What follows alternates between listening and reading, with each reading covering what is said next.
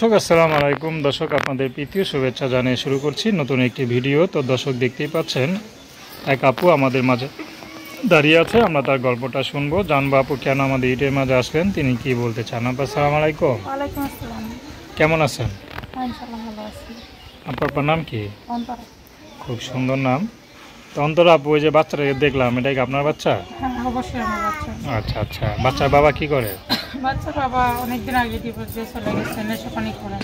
আচ্ছা আচ্ছা, বাচ্চার বাবা ডিভোর্স দিয়ে চলে গেছে। তো আপনি দেখতে তো মনে হয় মাশাআল্লাহ খুব সুন্দরী হবেন, তো ডিভোর্স দিল কেন?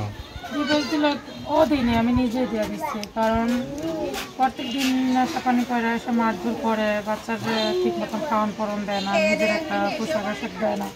অনেক কষ্টের মাঝে আজকে প্রতিবেদনে আসে। আমি প্রথম কোনো প্রতিবেদনে আসি নাই, কারণ বাচ্চাটারে ভালো মন্দ ঠিক মতন খাওয়াইতে পারি না, ভালো একটা জামা পরাইতে পারি না। নেশা পানি করে, টাকা না দিলে মারধর করে। আমি রোজগার করবো যে বাচ্চাটাকে রেখে পরের বাসা, সেই সুযোগটা নেই, কারণ বাচ্চারা এটা তো কাজ করা যায় না ভাই। এই জন্য প্রতিবেদনের মাঝে আছি, যদি কোনো ভালো মনের ভাই যে আমার পাশে থাকবে, আমার বাচ্চাটাকে দেখবে, আমার বাচ্চাটাকে মানুষ করবে, আমারে মেনে নিবে, আমি ওরকম একটা জীবন সঙ্গী পেলে বিয়ে শাদী করবো, এই জন্যই প্রতিবেদনে আসা। বিয়েটা কি প্রেম করে করছিলেন না পরিবার দিছে? না, নিজে ইচ্ছাই করছিলাম। নিজে চাই করছিলেন। আচ্ছা আচ্ছা, তো নিজের পছন্দতে খারাপ হলো কেন? জানি না, হয়তো কপালটা খারাপ, এই জন্য নিজের পছন্দটা খারাপ হয়েছে। কতদিন প্রেম করছিলেন?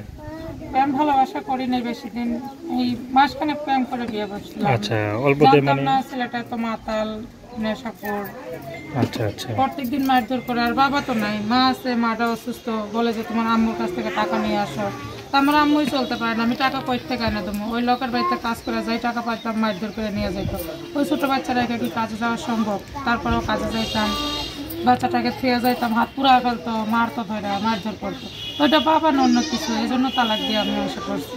আচ্ছা, তো এখন যদি কোনো বিবাহিত পুরুষ আপনাকে বিয়ে করে?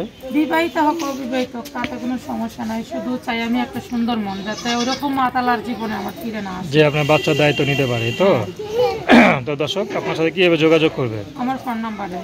আপনারা আপুটির কথা শুনলেন, তো তার নাম্বারটা হচ্ছে 01829157509। আমি নাম্বারটা আবার বলছি 01829157509। তো দর্শক, প্রেম ভালোবাসা, সাহায্য সহযোগিতা, বিয়ে শাদী করা একান্ত আপনাদের ব্যক্তিগত ব্যাপার।